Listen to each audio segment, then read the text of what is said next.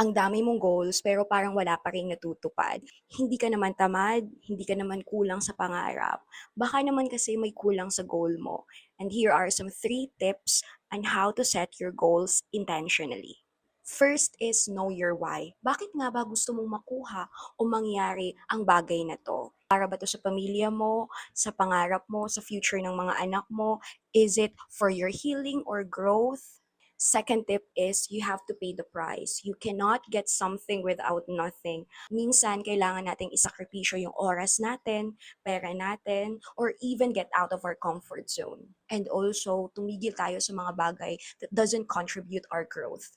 Third tip is one step at a day. So ano nga ba yung maliit na gagawin ko ngayon para ma-achieve ko yung goal na to? Is it waking up in the morning early? Is it eating healthy food? Mag-exercise ka ba? Or magsa-search ka online ng mga extra income? It doesn't have to be perfect. You just have to start it right now. Yun lang. Bye, sunshine!